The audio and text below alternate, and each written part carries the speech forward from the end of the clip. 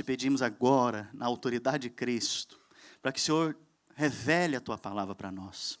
Nós precisamos do Senhor abrindo o nosso entendimento, abrindo os nossos olhos nessa manhã.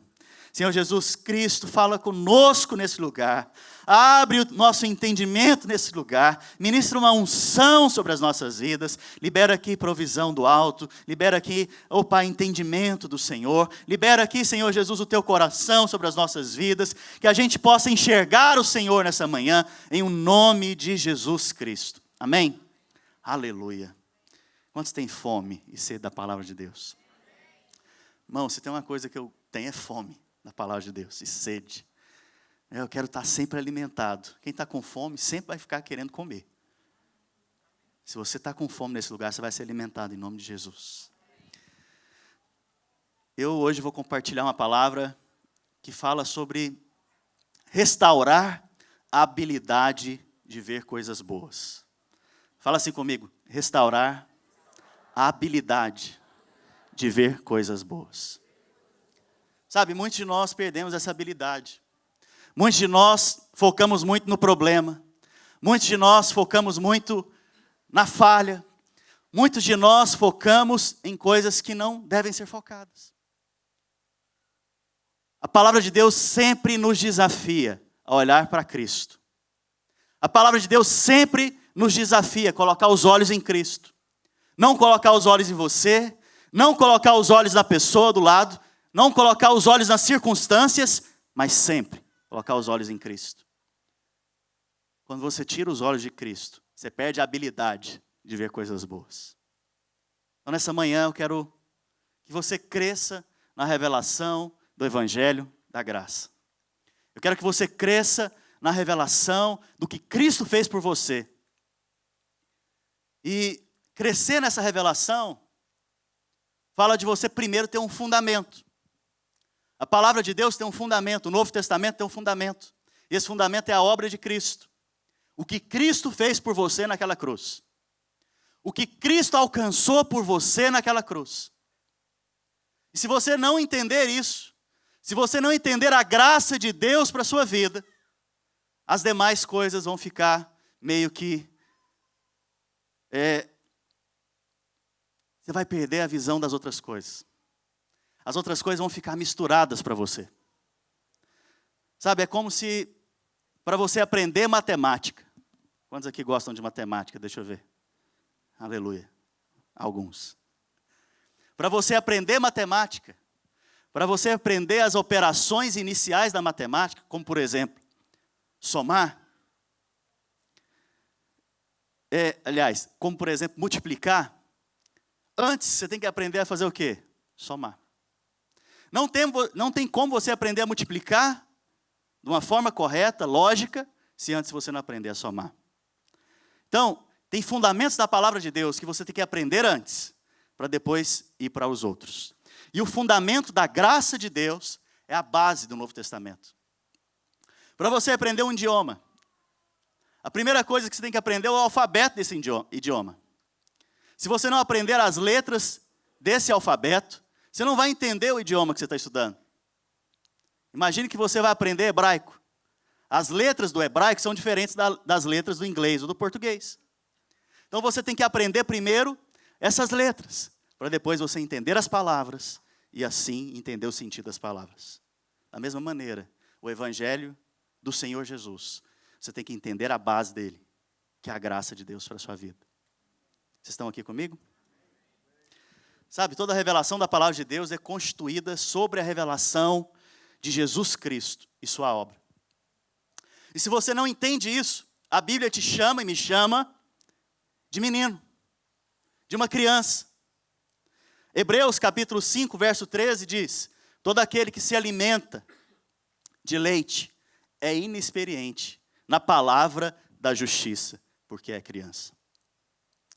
Fala assim comigo, todo aquele que se alimenta de leite é inexperiente na palavra da justiça. Por quê? Porque é criança. Ainda não entendeu um conceito básico, um fundamento básico da palavra de Deus. E qual que é essa palavra? A palavra da justiça. E aí muitos leem isso e falam, é a minha justiça. Mas não é a sua justiça, é a justiça de Cristo. A palavra da justiça é a justiça de quem? Vou perguntar de novo, irmãos. A palavra da justiça é a justiça de quem? Cristo. Então, se você ainda não teve revelação da palavra da justiça, da obra que foi consumada na cruz foi feito justiça. Na cruz, o Senhor Jesus, sem pecado, sem mancha, recebeu o seu pecado. No seu lugar, ele morreu. E ele se fez pecado, para que hoje, no lugar dele, nós estivéssemos diante de Deus. Essa é a palavra da justiça. Por isso hoje, você não confia em você mesmo, mas você confia na obra consumada de Jesus. E se você anda por esse entendimento, por essa revelação, você é um homem de Deus abençoado. Sabe? Mas se você ainda não entendeu isso, você ainda é uma criança. Está tomando leite. É a Bíblia que está dizendo. Aquele que tem a revelação da sua justiça, da justiça de Cristo, ele não depende mais do seu comportamento, do seu procedimento correto. Ele depende agora da crença correta. Aquele que crê, esse vai ser justificado. Se você crê, você vai ser justificado como Abraão foi. Se você crê, você vai ser justificado como os apóstolos foram justificados. Se você crê, você vai ser justificado como a igreja lá de Atos foi justificada. Não por obras, para que ninguém se glorie, mas pela fé, pela graça.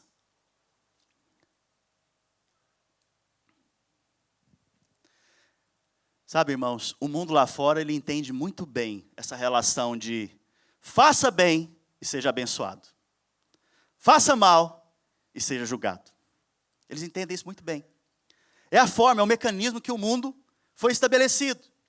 Você não precisa explicar isso para ninguém. Se você saísse agora e fosse lá no Meisner e começasse a perguntar para as pessoas: o que eu tenho que fazer para ser salvo? Para não ir para o inferno? E a maioria delas, se elas não entendessem a obra de Jesus, elas iriam responder o seguinte: faz coisas boas, dá aos pobres, faça boas obras que você vai ser salvo. Mas a palavra de Deus não diz isso. Para você ser salvo, você tem que apenas crer no que Jesus fez para você. Mas o fato de você crer vai produzir boas obras em você. Mas não são as boas obras que vão justificar você diante de Deus. Está claro, irmãos? Sabe, isso tem que ser claro na sua mente. Você não pode mais viver um evangelho errado. Porque se você crê errado, seu comportamento vai ser errado.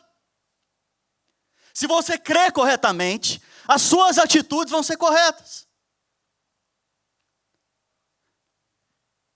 E o mundo lá fora, como eu disse, não tem problema para entender esses conceitos. Conceitos de retribuição. Eu e você temos algo que o mundo é incapaz de entender. A Bíblia chama isso de loucura para os que se perdem. É o Evangelho de Deus. Que não é baseado no seu merecimento. Que não é baseado na sua justiça, na sua capacidade. Na sua capacidade de fazer coisas boas. Ele é baseado na obra de Jesus, completa e genuína. O que Ele fez por você é suficiente diante de Deus. Para você veio como que de graça, porque é de graça. É um presente merecido. Mas para Ele, teve um preço, um alto preço. Você pode olhar, mas é simples, pastor. É só isso, é só crer. Sim, para você é só crer. Para Ele, para Jesus, teve um altíssimo preço. Ele abriu mão da sua glória, deixou de estar nos céus, se fez carne para habitar nessa terra, se tornou semelhante a mim e a você, sofreu o que você sofre, passou o que você passa, mas sem pecado. O Criador se tornou uma expressão agora na criatura, para que ele pudesse também perceber as coisas que você vive. E a Bíblia o chama de homem de dores, que sabe o que é padecer. Aprendeu a humildade pela obediência. Obedeceu ao Pai em todas as coisas. E mais uma vez, sem pecado. Justo, santo, puro. Jesus ele não teve que voltar em nenhuma palavra que ele disse. Você tem noção do que é isso? No Novo Testamento não se vê informação de que Jesus tenha falado, me perdoa. Mãe, me perdoa. Pai, me perdoa. Discípulo, me perdoa, eu falei errado com você. Não se vê isso, porque a natureza dele era divina. 100% homem, 100% Deus. Esse Deus pagou um preço altíssimo por você. Para que hoje você não tivesse que viver pagando o preço, porque o preço já foi pago. Hoje você pudesse então desfrutar do que ele conquistou por você naquela cruz. Ele se fez maldito para que você fosse abençoado. Ele se fez pecado para que você hoje fosse santo. Ele se tornou pecado para que hoje você, diante do Pai, se tornasse justo. Então a justiça de Deus é um presente. É uma dádiva, é um dom que Deus te deu. Quando Deus, Pai, olha para você nessa manhã aqui, Ele vê que você é justo diante dos olhos dEle. Como assim, pastor? Que absurdo! É loucura para os que se perdem. Mas é o poder de Deus para aquele que crê. Ele olha para você, se você aceitou o que Jesus fez por você naquela cruz, Ele olha para você e te considera justo. É pela fé. Não por obras para que ninguém se glorie, diz a palavra de Deus. Então, se você não entende essa palavra, se você não tem revelação dessa palavra, a Bíblia te considera um menino que ainda está amamentando. Mas continue ouvindo. No começo, talvez você fique até nervoso com essa palavra. Mas continue meditando. Que na medida que você medita, ouve, você vai tendo entendimento e revelação do que Jesus fez por você. Sabe, nós não fizemos nada. Fala assim, eu não fiz nada. Mais uma vez, eu não fiz nada. Jesus fez tudo por mim. Sabe, Jesus nos qualificou diante de Deus. Ele nos qualificou para recebermos da parte de Deus salvação e bênçãos. Ele fez. Ele é o autor da vida. Ele é o autor da vida e Ele te deu vida naquela cruz. Ele é o autor de todas as coisas. Tudo foi feito por meio dEle e nada do que foi criado foi feito sem Ele. Sabe, essa é a loucura do Evangelho.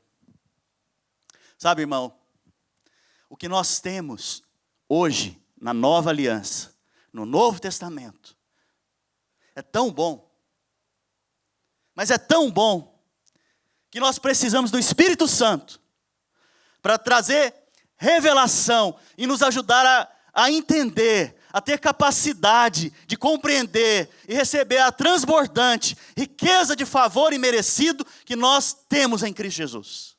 Sem o Espírito Santo você não pode entender essas coisas. O mundo lá fora entende muito a respeito de mérito, meritocracia. Mas aqueles que vivem no Evangelho de Cristo precisam do Espírito Santo de Deus para entender a bondade de Deus sobre as nossas vidas. Sabe, então nós vamos aprofundar nessa manhã, nessa verdade, que é um fundamento para as nossas vidas. A Bíblia nos dá uma imagem de um homem abençoado e um homem amaldiçoado. Quantos querem ser um homem abençoado? Quem não falou amém não quer, né? Oh, Jesus, até para abençoar os irmãos não querem receber. É desse jeito. Deus quer te abençoar. Deus tem tanto para te dar. E você não usufrui disso. Você fica aí no orgulho. É impressionante. Sabe, Jesus tinha tanto para dar. Jesus tinha tanto para dar, onde ele passava, ele jorrava. Aonde ele passava, ele distribuía. Aonde ele passava, o céu descia e abençoava. Esse mesmo Jesus está aqui hoje. Esse mesmo Jesus, ele habita dentro de nós. Esse mesmo Jesus manifesta da mesma maneira os milagres, os sinais, os prodígios nas nossas vidas. Se você crê, você vai receber. Porque tudo é pela fé. Inclusive, a sua salvação. Se a maior de todas as bênçãos, que é a sua salvação, foi pela fé, crendo e confessando, as outras também são.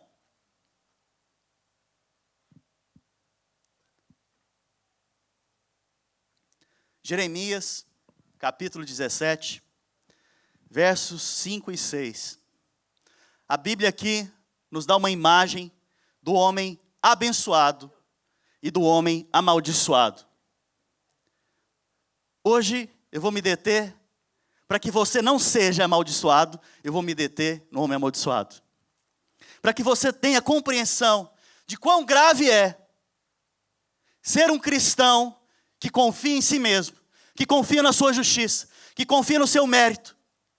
A única forma de você sair da graça de Deus no Novo Testamento, a única forma, fala comigo, a única forma de você sair da graça de Deus, de sair dessa abundância de vida que Deus tem para você, é confiando em você mesmo. É confiando na sua justiça. É confiando no seu mérito, no seu esforço, na sua forma, no seu jeito. Jeremias capítulo 17, verso 5. Assim diz o Senhor: maldito o homem que confia no homem, faz da carne mortal o seu braço e aparta o seu coração do Senhor. Porque será como um arbusto solitário no deserto, e não verá quando vier o bem. Antes morará nos lugares secos do deserto, na terra salgada e inabitável. Sabe, veja como que alguém pode se tornar amaldiçoado. Veja como que alguém pode se tornar maldito. Alguém que confia no homem e não no Senhor, ele entrou nessa posição. Mas pastor, eu posso ter maldição na minha vida ainda? Jesus levou toda a maldição na cruz. Mas quando você sai da posição que ele te colocou na cruz, você está vulnerável.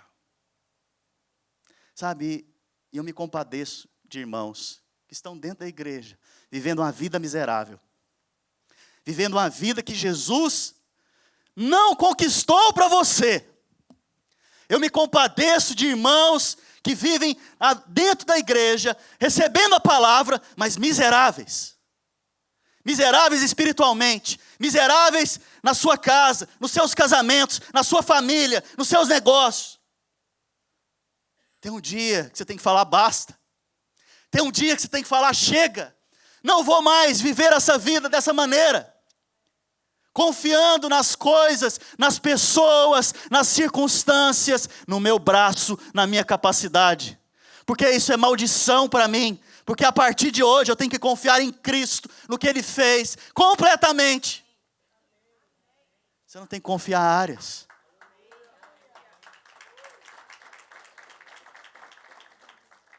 Sabe, confiar no homem aqui, a palavra de Deus diz, é confiar em você mesmo. É confiar no seu esforço, nas boas obras que você pode fazer.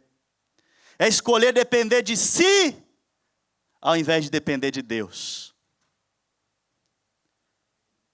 É escolher depender da sua justiça, ao invés de depender da justiça de Cristo. É escolher depender do seu mérito, do favor merecido, ao invés de depender do favor imerecido, da graça que Deus tem para mim e para você. Carne, na Bíblia, aponta para o seu corpo. Mas nesse contexto aqui, confiar no braço da carne aponta para o seu esforço próprio. Sabe, maldito o homem que confia, então, no seu esforço próprio ou no seu braço. Eu fiz, eu merecia receber. Maldito o homem que faz isso, diz a palavra de Deus. Sabe, tem duas coisas que você não pode fazer ao mesmo tempo. Fala assim, tem duas coisas, fala comigo, tem duas coisas que eu não posso jamais fazer ao mesmo tempo. Que coisas são essas, pastor? Confiar e preocupar. Não dá para fazer as duas coisas ao mesmo tempo. Ou você confia, ou você preocupa.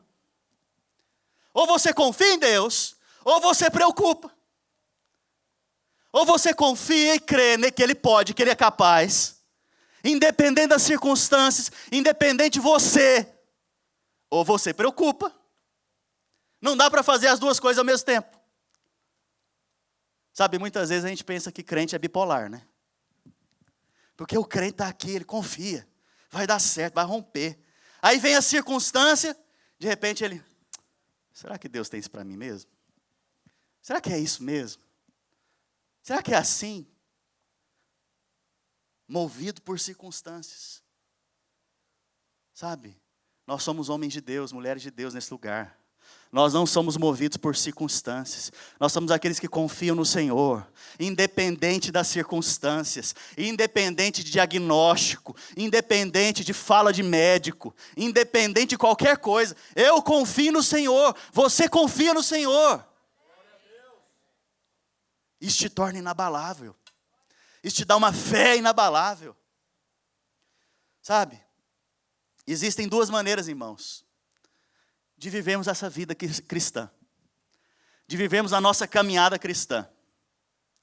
A primeira é dependermos, então, inteiramente do Senhor. Para tudo. E confiar nesse favor imerecido. Ele te abençoa, não é baseado na sua justiça.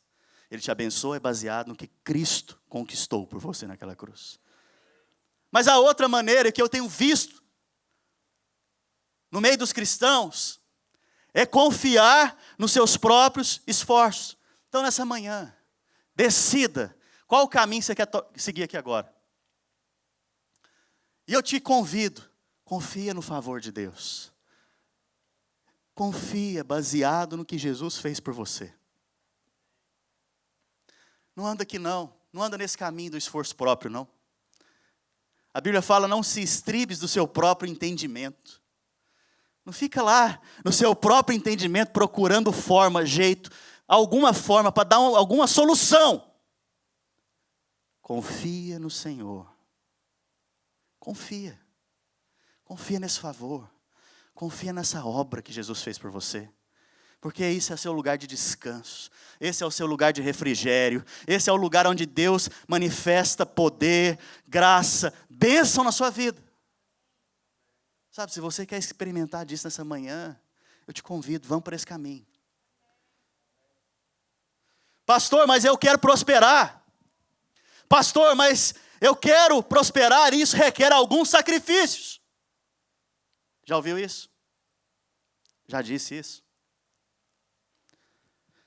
Pastor, eu quero avançar, mas isso requer algum sacrifício. Sacrificar talvez minha família, o tempo com eles, minha saúde, minha vida com Deus. Eu já vi muitas pessoas prosperarem, ficarem muito ricas.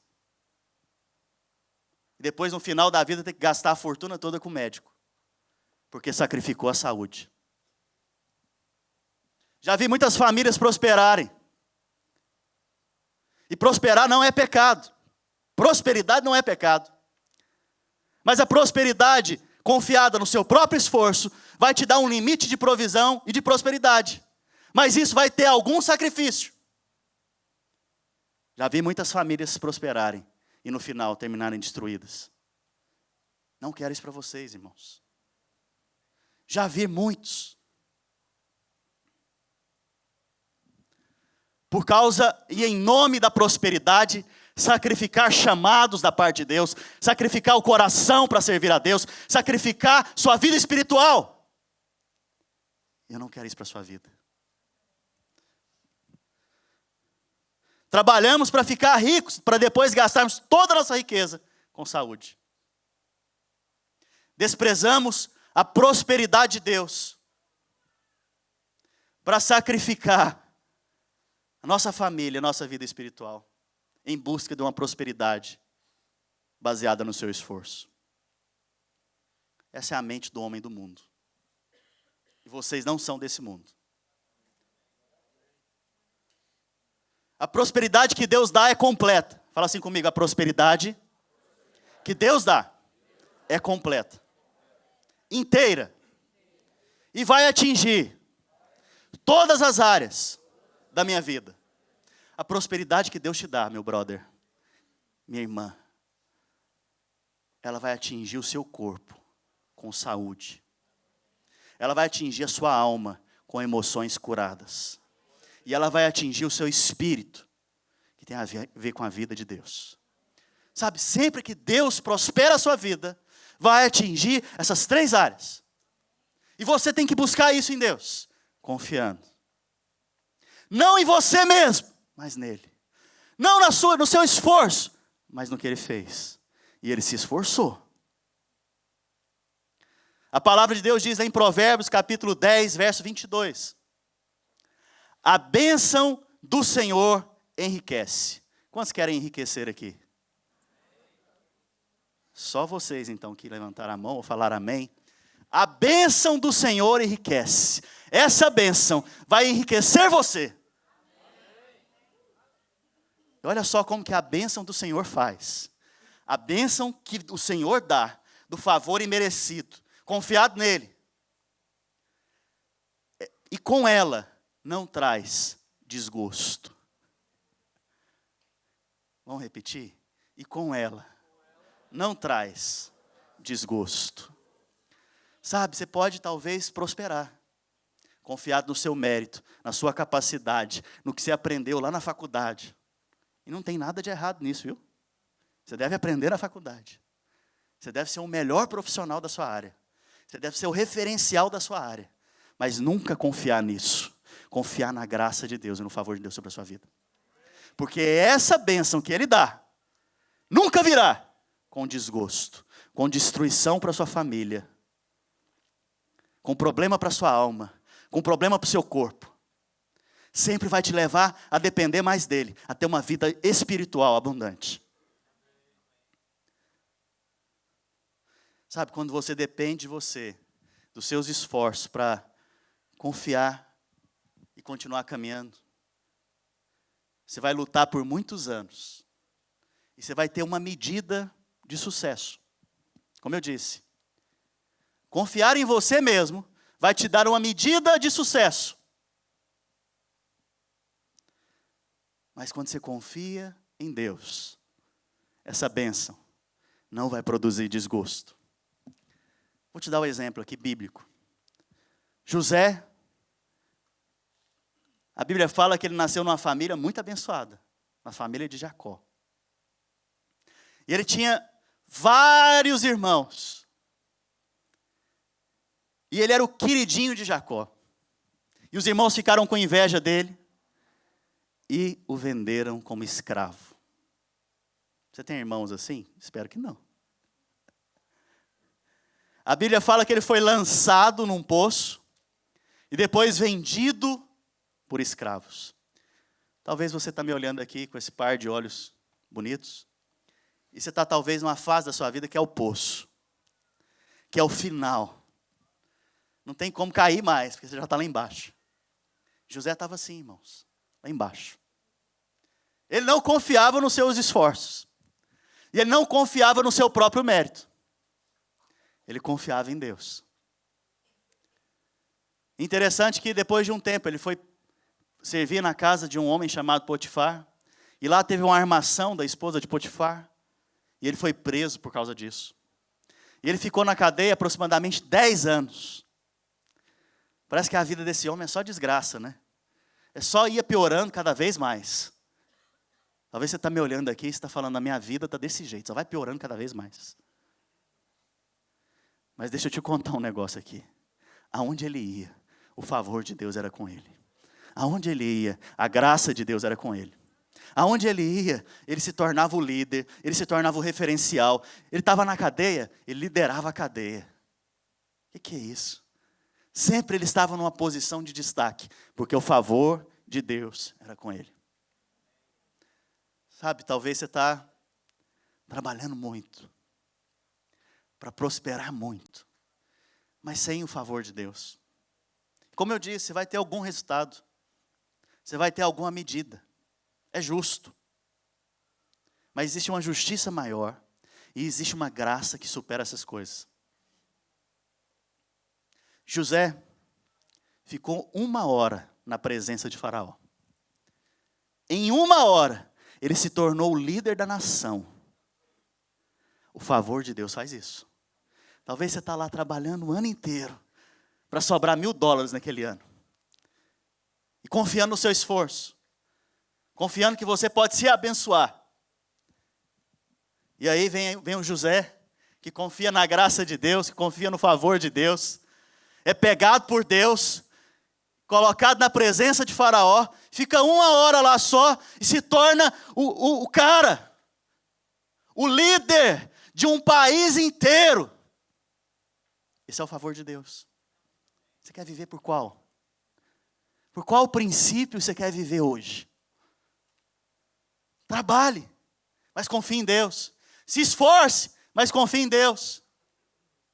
E no dia que não der certo, continue confiando. E no dia que não deu para preparar direito, continue confiando.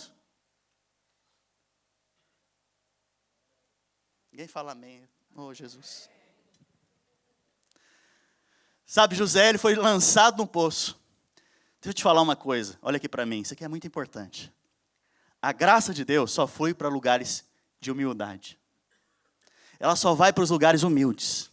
Porque a graça de Deus é como água. A água só flui para baixo. A água só desce, irmãos. Ela só flui para baixo. Ela vem de cima para baixo. E ela só flui para baixo. José foi lançado no poço. Imagine que você hoje está num poço. Você já está no fundo do poço. Agora, você está tentando, muitas vezes, com a sua vida, sair desse poço. Se esforçando. E aí você vai lá e tenta escalar aquilo lá. Você vai escalar de cá, escala de lá, não dá conta, cai de novo. Você escala mais uma vez e cai de novo. Você escala de outra forma e cai de novo. Porque você não está confiando que o Senhor vem te socorrer. Você não está confiando na graça de Deus, no que o Senhor fez por você. Mas aí Deus envia a graça. Você tem então revelação do que é a graça de Deus. Você parou de tomar leitinho e agora está comendo alimento sólido, como diz a palavra, o apóstolo Paulo diz isso. Então, você começou agora a comer esse alimento sólido, começou a entender da graça de Deus. José não estava no poço? Estava ou não estava, irmãos? A Bíblia nos mostra com a vida dele, que ele foi levantando desse poço, subindo, subindo, subindo, subindo, subindo, até transbordar. E quando transbordou, ele estava liderando o Egito. A graça de Deus é assim nas nossas vidas. Ela te faz subir, subir, subir, sem esforço, confiando. Você já boiou na água? Quem sabe boiar aqui sabe o que eu estou falando. Você vai na piscina e fica boiando na água. Você não está nadando, você está boiando. Você está praticamente descansando. A graça de Deus é dessa maneira. Ela vai te levando enquanto você está boiando. Você não está fazendo esforço. Você está apenas confiando no que Deus faz. E ela vai te levantando, te levantando, te levantando, até te tirar do poço. E transbordar na sua vida. Sabe, eu quero viver isso, irmãos. Eu quero isso para mim. Deus tem isso para nós. Deus tem isso para a sua vida e para a minha vida. Ele quer te exaltar, mas só pode exaltar quem recebe da graça. E só pode receber da graça quem está nos lugares humildes. Sabe, quando você sai desse lugar que Deus tem para você, você perde a habilidade de ver o bem. Fala assim comigo, perde a habilidade de ver o bem. Jeremias capítulo 17, verso 6. Olha que interessante o que a palavra de Deus diz aqui. Porque será quem confia no seu braço, quem confia no seu esforço, será como arbusto solitário. Sabe aquele irmão que quer ficar sozinho? Aquele irmão que não dá conta de relacionar com ninguém? Aquele irmão que sempre está ofendido? É o arbusto solitário. Não dá para relacionar. Porque confia no seu braço e na sua justiça. E ninguém serve para ele. Na medida que você experimenta da graça de Deus, você se compadece dos seus irmãos. Você não espelhe os seus irmãos. Você não afasta os seus irmãos.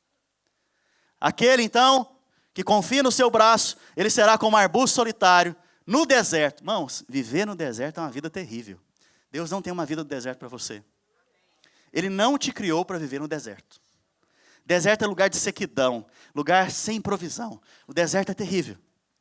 E não verá quando vier o... O que está escrito ali, irmãos? O mal? Não, o bem. Olha tanto que Deus é bom. Até para o homem maldito, aquele que confia em si mesmo, Deus envia o bem. Deus é bom, irmãos. Fala assim comigo, Deus é bom. O problema é que ele não enxerga o bem. Talvez você não entendeu, eu vou falar de novo. O homem, que é o homem que a Bíblia diz que é o homem maldito, que é aquele que confia em si mesmo, que confia no seu esforço e na sua obra para se justificar e ser aceito diante de Deus. Quando vem o bem na vida dele, ele não vê. Quando vem a bênção de Deus na vida dele, ela vem. Ele não enxerga. Cavalo arriado só passa uma vez, né? Já viu aquela expressão?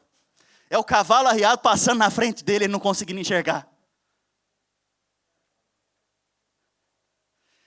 Sabe um sinal de quem está assim? Fala assim comigo. Murmurador. Vou falar de novo. Murmurador. Um sinal de quem vive fora desse favor, um sinal de quem vive dessa maneira, ele vive reclamando. Sabe, o povo de Israel, irmãos, no deserto, eles ficaram lá e morreram lá, porque murmuravam, porque reclamavam. Irmãos, no deserto tem comida? Vou perguntar de novo, só alguns estão respondendo. Dá uma cotovelada no irmão do lado para ele acordar. Com força. No deserto, tem comida? Mas o deserto que Deus leva o seu povo para ser um momento de transição, tem comida. Transição. Alguns têm que passar pelo deserto, é momento de transição. Deus está conduzindo, amém? Fica calmo, enjoy. Põe o cinto de segurança e enjoy. Ok? Deus está levando.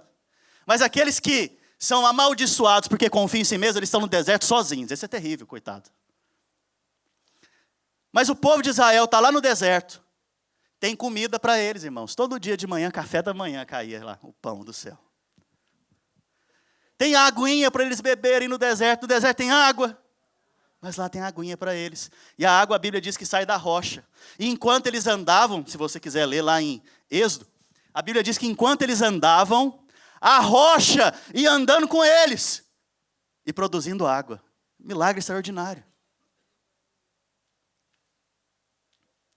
Andar no deserto com Deus é maravilha, irmãos. Você só vê maravilhas acontecendo. Mas o deserto não é a nossa casa. Nossa casa é onde? Canaã. Mas o povo está lá e está reclamando. Murmurando. O ar-condicionado está ligado, ele está reclamando. Desligou o ar-condicionado, está com frio à noite. Ligou a tocha lá para aquecer, eles estão reclamando. Não tem comida. Eles não oram pedindo comida, eles reclamam pedindo comida. E Deus dá a comida. E aí a comida vem, e eles não gostam da comida. Eles preferem a comida do Egito, e reclamam de novo. Sabe, muitos crentes estão dessa maneira, passando pelo deserto. Esse é um sinal de quem confia em si mesmo. Esse é um sinal de quem não aprendeu ainda a ir para os lugares humildes e esperar a graça de Deus para te levantar daqueles lugares. Sabe, quando nós entendemos mais da graça, nós vamos entender do que Deus não gosta. E Deus não gosta de murmuração, de reclamação. Deus ama adoradores. Por isso a Bíblia diz que Deus está em busca de verdadeiros adoradores. Se Ele está procurando, é porque tem poucos. Seja esses poucos, em nome de Jesus. Jesus pegou 5 peixes e 2 pães. 5 pães e 2 peixes, aleluia. Para uma multidão de 5.000 homens, fora mulheres e crianças. E a Bíblia diz que ele, tendo dado graças, ele olhou para aquela abundância na mão dele e falou, né? Ah, Senhor, Só isso o senhor traz aqui? É isso que é com isso aqui que eu vou passar o mês? Eu trabalho. E só me vem 5 pães e 2 peixinhos. Mas ele não fez isso. Ele só falou: Senhor, graças eu te dou. O poder de ter um coração grato é o poder para multiplicar o que Deus traz na sua vida. Você faz algo, nada acontece. Graças eu te dou. Final do mês não tem nada na conta. Graças eu te dou, Senhor. Porque não é a minha conta que vai definir se eu vou pagar as minhas contas. Quem vai definir é o Senhor. Graças eu te dou, pois o Senhor é o meu único sustento. Sabe? A nossa confiança em nós mesmos, em nossa justiça própria, tem nos cegado e nos impedido de ver o bem. Qual que é a diferença, então, entre o homem abençoado e o homem amaldiçoado aqui no livro de Jeremias? O homem abençoado, nós vamos ler daqui a pouco, no final, mas ele não percebe quando a seca vem. Sabe aquele período de crise, de seca? A Bíblia fala que ele não percebe quando o mal vem. Diferente do homem amaldiçoado, que não percebe quando o bem vem, o homem abençoado não percebe quando o mal vem. Tudo que ele vê é bom. Essa igreja que nós estamos aqui nessa manhã, os irmãos amados que estão do meu lado, que bênção Deus me deu. O homem de Jeremias, abençoado, que o livro de Jeremias está falando, ele não vê o mal. Ele não vê o mal. O mal vem, mas ele não vê. Ele não passa pelo mal. Porque ele não confia em si. Ele confia no Senhor. Sabe? Os murmuradores têm que se calar e transformarem em pessoas que veem a bondade de Deus. Sabe, ele não percebe quando vem a escassez. Ele não percebe quando vem a crise. Não diz que o homem abençoado não tem lutas e tribulações, mas diz que ele não vê. Sabe por quê? Porque os seus olhos, fala assim comigo, os seus olhos estão firmados em Cristo. Já o homem amaldiçoado não percebe quando vem o bem. Aí é triste. Até o homem que está na maldição, pela misericórdia de Deus, ele recebe o bem, mas ele não vê. Estão numa igreja, como eu disse, como essa, com essa estrutura, e está reclamando da cadeira. E está reclamando dos irmãos que Deus enviou para estar com vocês. Não estão felizes. E está reclamando desse pastor que vos fala.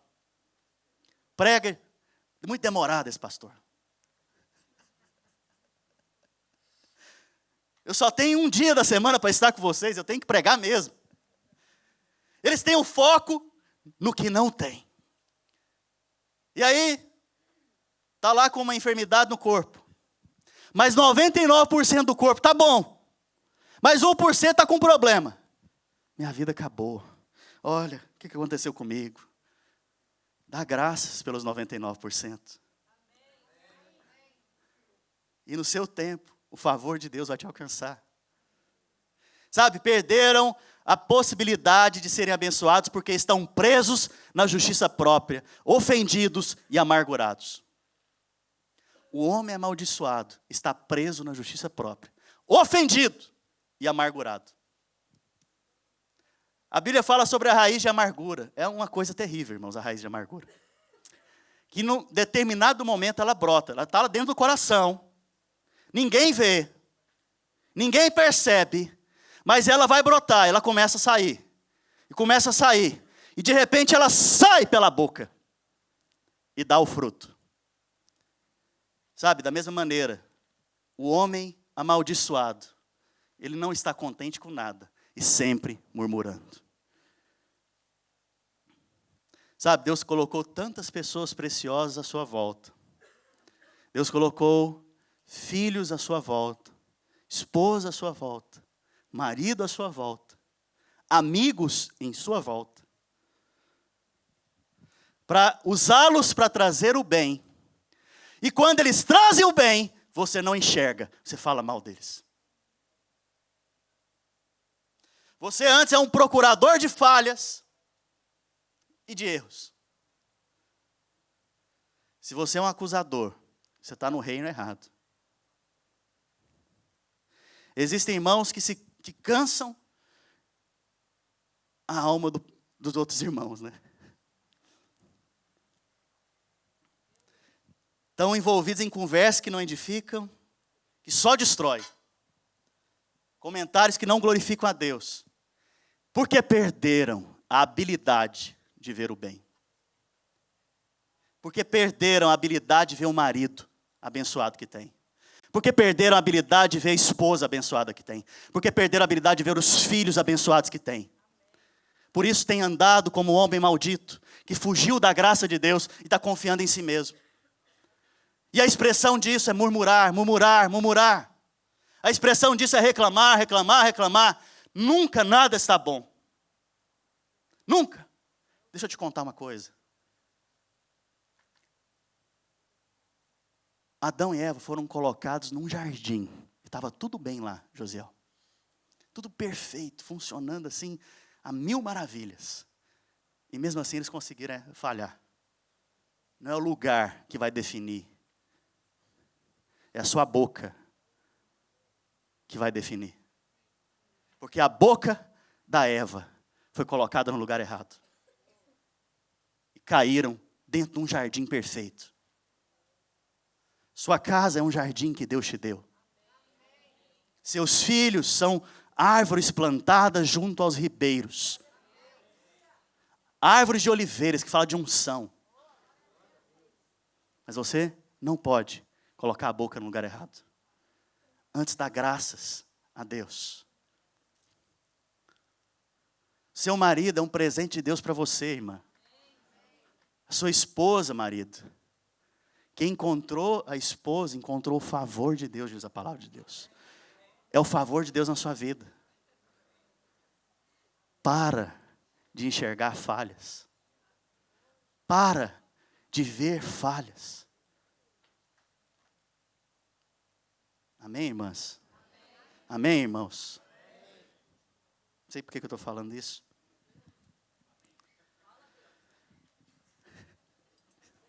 Olha a briga de espada agora.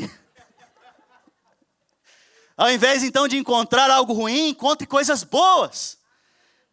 Encontre coisas boas na sua esposa, no seu marido, nos seus filhos, na igreja da qual você faz parte. Encontre coisas boas, fale dessas coisas, abençoe, dê graças, e Deus vai multiplicar mais coisas.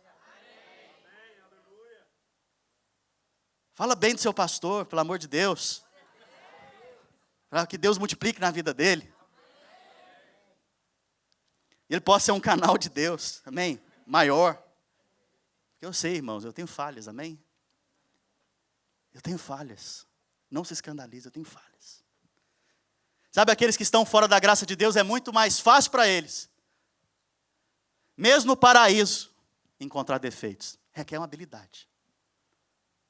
Aqueles que estão fora do favor de Deus, da graça de Deus, mesmo dentro do paraíso, eles vão encontrar problema.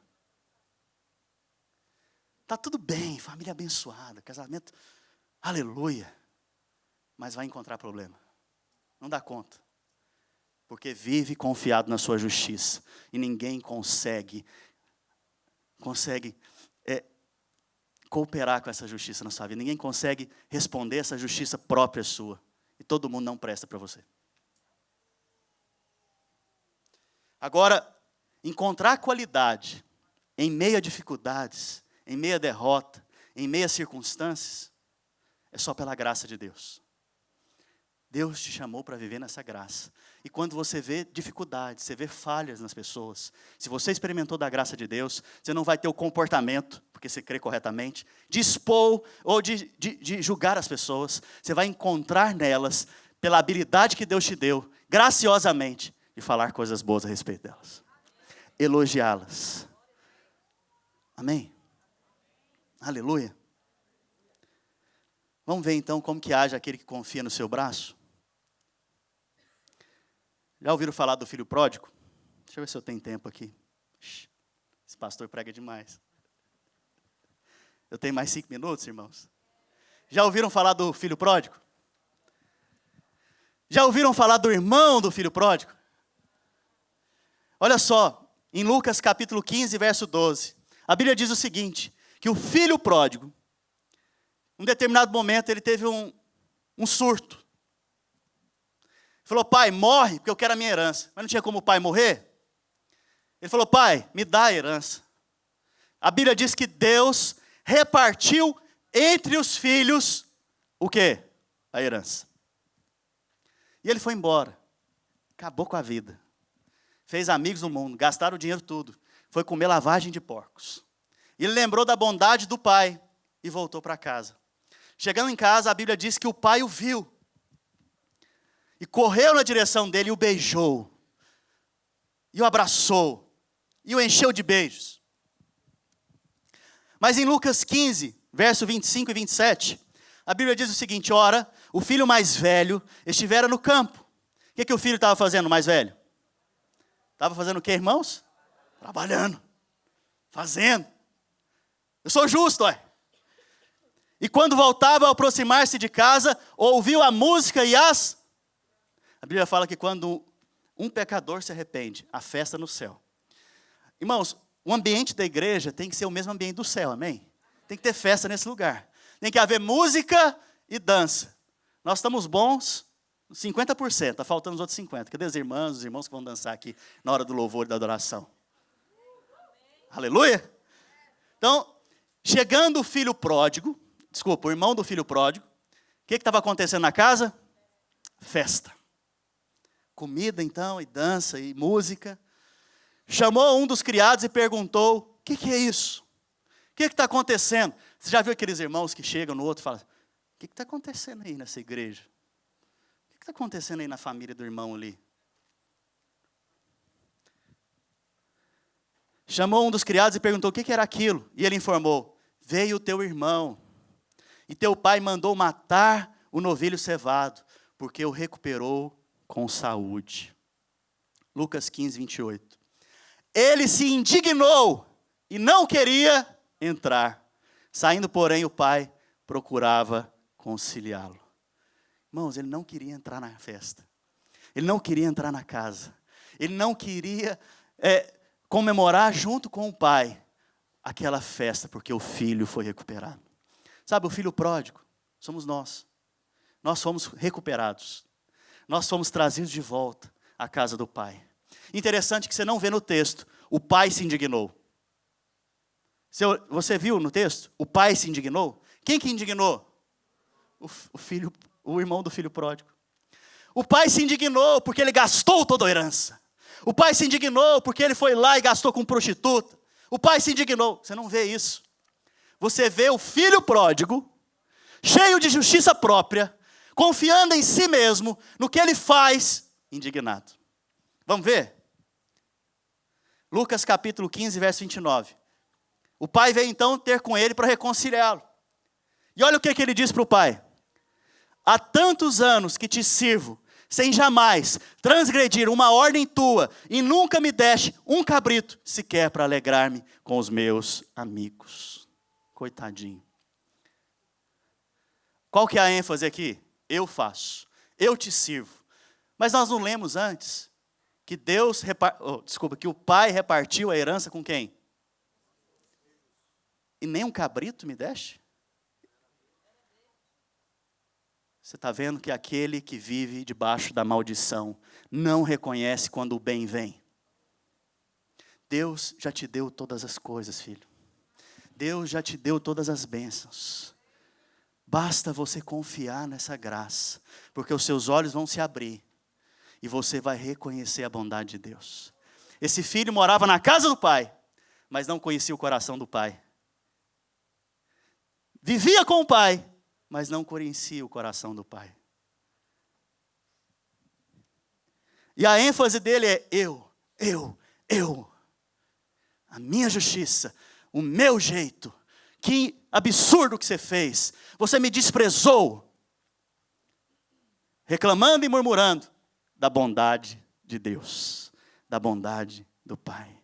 Sabe, esse irmão do filho pródigo perdeu a capacidade de ver a bondade do Pai. Muitos crentes têm agido como o irmão do filho pródigo, perdendo a capacidade de ver a bondade do Pai. Lucas 30, capítulo 15, verso 30, encerrando. Vindo, porém, esse teu filho, não é mais irmão dele, viu, irmãos? Vindo, porém, esse teu, que desperdiçou os teus bens com meretrizes, tu mandaste matar para ele um novilho cevado. Não é mais o irmão dele. 31. Então lhe respondeu o pai: meu filho, tu sempre estás comigo, tudo que é meu é teu. Queremos ficar olhando para o irmão.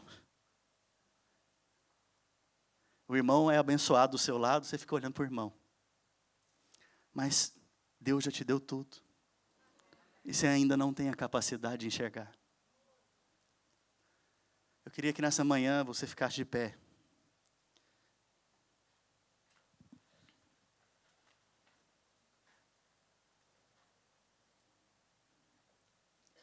Projeta para mim, por favor, Jeremias 17, versos 7 ao 8.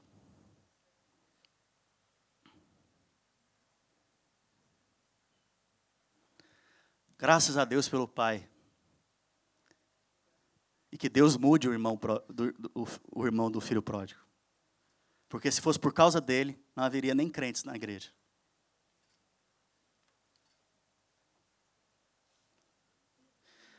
Aqueles que confiam no Senhor e vivem debaixo da obra realizada dele na cruz, que é a obra consumada de Cristo, não estão por aí reivindicando os seus méritos. Estão confiando apenas e exclusivamente nos méritos de Cristo.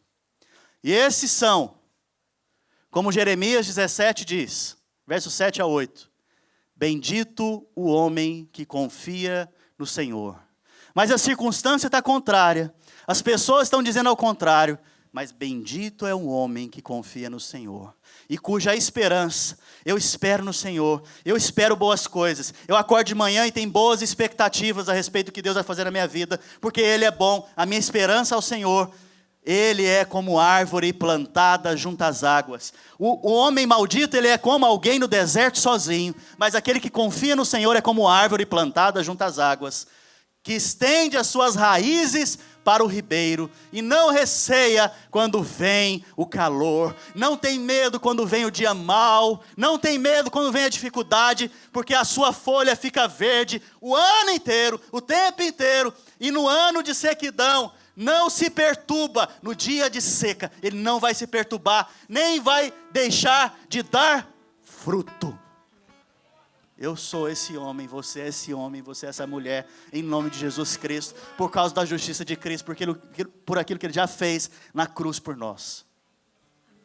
Sabe, se você quer viver de acordo com essa palavra, eu quero que você feche os seus olhos agora. E eu quero que você, diante do Senhor, fale: Senhor, eu sou esse homem justo e abençoado, não confiando na minha força, nem no meu mérito, nem na minha justiça própria, nem na minha forma, porque eu confio na obra consumada de Jesus Cristo. Repete, fala isso para Ele. Fala que você é a justiça de Cristo. Fala que você já foi comprado pelo altíssimo preço da cruz através do Senhor Jesus. E você não confia mais em si mesmo para ser justificado. Você não confia mais na sua forma. Você confia na resposta que vem dos lábios do Senhor. Você confia na forma que Ele faz. Você confia nele. A sua esperança está nele. O seu coração está nele. Está firmado nele. É nele. É para Ele. E é por Ele todas as coisas. Não é por sua causa. Não é por minha causa. Mas é por causa dele. E porque nós estamos hoje na posição em que Cristo nos colocou, nós podemos ser abençoados como o homem de Jeremias 17, verso 7. Nós somos esse homem abençoado que confia no Senhor, que nós somos esse homem bendito que confia no Senhor, cuja esperança é o Senhor. Sabe, se essa palavra foi para você nessa manhã, eu quero que você fale: bendito é o Senhor. Bendito é o Senhor.